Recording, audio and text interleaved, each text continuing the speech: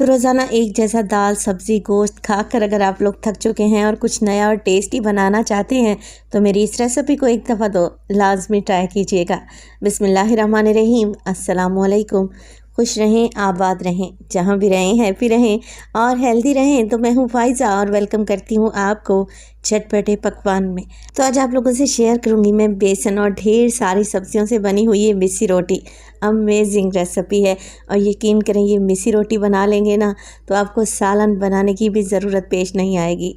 Recipe को and तक देखें, अच्छी लगे तो लाइक कर दें और चटपटे पकवान को सब्सक्राइब भी कर लें। तो चलें फिर ये टेस्टी मिस्सी रोटी बनाना स्टार्ट करते हैं।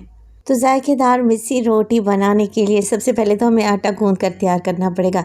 अच्छा, आटा मैंने लिया है यहाँ पर गंदम का, चक्की वाला आटा, लाल आटा जो भी कह लें, जो आप रोज़मर्रा में इस्तेमाल करते हैं। 3 कप मैं ले रही हूँ गंदम का आटा और इसके साथ ही मैं 1 कप इस्तेमाल करूँगी बेसन का।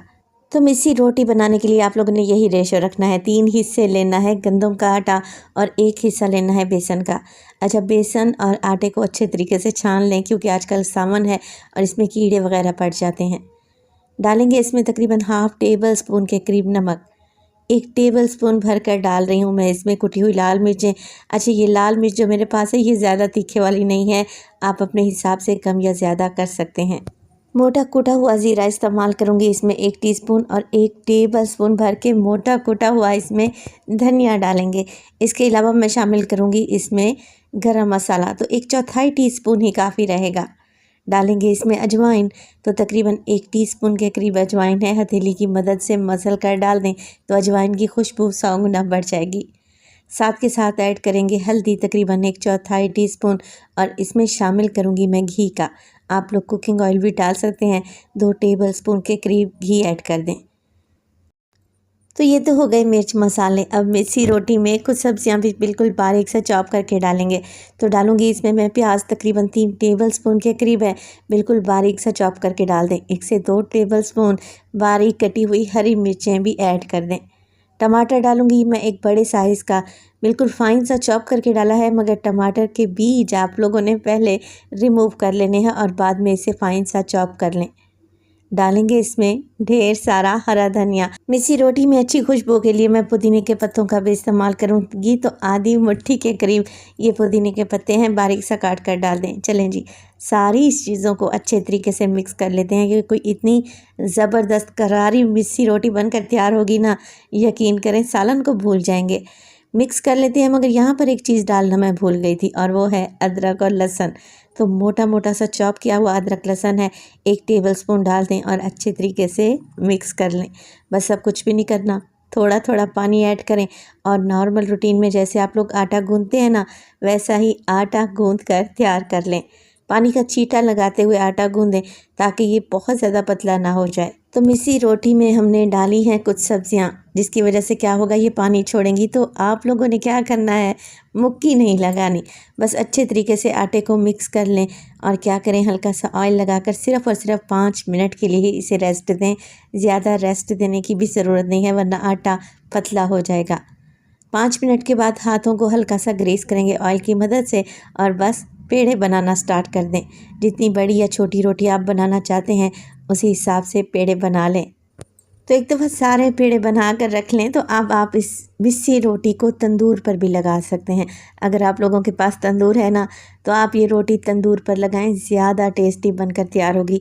मगर क्योंकि हर घर में तो तंदूर नहीं होता, लिहाजा मैं इसे तवे पर बनाऊँगी।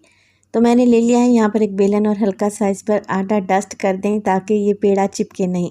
बेलन की मदद से मीडियम साइज़ का पराठा या रोटी तैयार कर लें। और इसी स्टेज पर अगर तो रेसिपी आप लोगों को ज़रा से भी अच्छी लग रही हो, रेसिपी को लाइक कर दिया करें और चटपटे पकवान को सब्सक्राइब भी कर लें। आप सब लोगों का बेहद शुक्रिया। देखिए, मैंने एक मीडियम सी रोटी बेल कर तैयार कर ली है।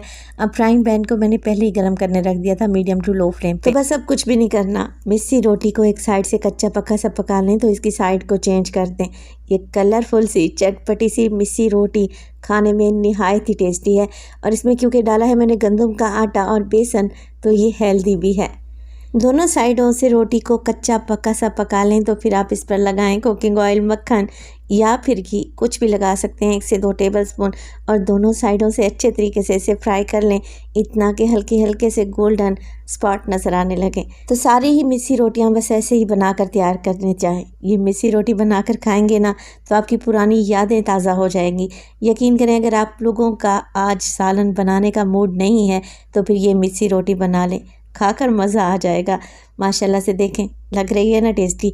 और मैं इस मिस्सी रोटी को सर्व करूँगी मक्खन के साथ, होममेड अचार के साथ और चटनी के साथ। तो देखें, लग रही है ना ज़बरदस्त टेस्टी। आप भी इस रेसिपी को बनाएं तो अपना फीडबैक लाजमी दिया करें। ख़ासतौर पर बारिश या सावन के मौसम में ऐसी रेसिपीज़ बहुत ही टेस्टी लगती हैं। सादा और आसान सी रेसिपी है और घर में मौजूद चीज़ों से ही आप इसे बना लेंगे। आप इस रेसिपी को लंच में बनाएं, ब्रेकफास्ट में या फिर डिनर में, टेस्टी लगेगी इंशाअल्लाह ताला। चटपटी मिस्सी रोटी को बनाएं तो अपना फीडबैक लाजमी दीजिएगा। आपके एक प्यारे से कमेंट का मुझे इंतज़ार रहेगा। अपना बहुत सारा ख्याल रखिएगा। फ़ाइज़ा को अपनी दुआओं में याद रखिएगा। मुझे दीजिए इजाज़त। टिल देन, अल्लाह निगहबान।